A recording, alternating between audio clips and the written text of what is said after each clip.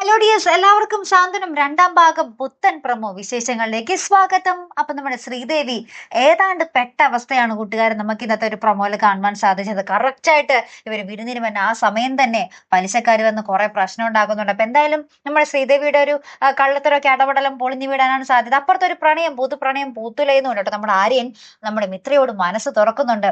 ഇവര് തമ്മില് ബൈക്കില് നമ്മുടെ ശ്രീദേവിയുടെ വീട്ടിലേക്ക് വരുന്നുണ്ടല്ലോ. അപ്പൊ അവിടെ ബൈക്ക് നിർത്തിയിട്ട് നമ്മുടെ ശ്രീദേവിയുടെ വീട്ടിൽ ബൈക്ക് നിർത്തിയിട്ട് ആരും പറയുന്നുണ്ട്, ഓ നിന്നെയും കൂട്ടി ഇങ്ങനെ ബൈക്കിൽ ചുറ്റാൻ തോന്നുവാ എന്നൊക്കെ ഇങ്ങനെ ആരും പറയുന്നുണ്ട്. അപ്പം ഇത്ര ആകെ ഷോക്കായിട്ട് നിൽക്കോട്ടെ. ആര്യന്റെ ഭാഗത്ത് നിന്ന് ആദ്യമായിട്ടാണ് ഇങ്ങനത്തെ ഒരു വർത്താനം കേൾക്കുന്നത്. ഇത്രയും ദിവസമായി ജീവിക്കാൻ തുടങ്ങിയിട്ട്. പക്ഷേ ഇപ്പോഴാണ് നമ്മുടെ ആര്യന്റെ ഭാഗത്തുനിന്ന് ഒരു പോസിറ്റീവ് സൈൻ ഉണ്ടാവുന്നത് അല്ലേ.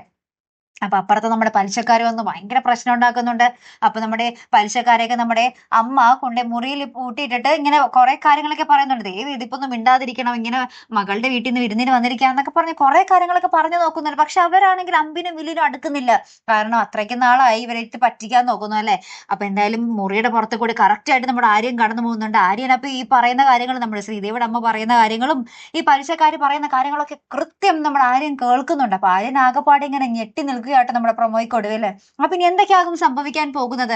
അടുത്ത എപ്പിസോഡുകൾ നമ്മുടെ ശ്രീദേവിയുടെ വിധി എടുത്തായിരിക്കും നടക്കാൻ പോകുന്നത് അല്ലെ. അപ്പൊ എന്തായാലും നമുക്ക് നോക്കാം. നമ്മുടെ ബാലൻ ഇതറിയുമ്പോൾ എന്തായിരിക്കും അവസ്ഥ? ബാലൻ ഇങ്ങനെ ഞാൻ കണ്ടുപിടിച്ച മരുമകൾ എന്നും പറഞ്ഞ് ഇങ്ങനെ പൊക്കി പൊക്കി നടക്കുമല്ലായിരുന്നോ. അപ്പൊ ഇതെന്തായാലും നമുക്ക് കണ്ടു തന്നെ അറിയാട്ടോ. അപ്പൊ അടുത്തൊരു വീഡിയോ വരുന്നത് വരയ്ക്കും ഗുഡ് ബൈ.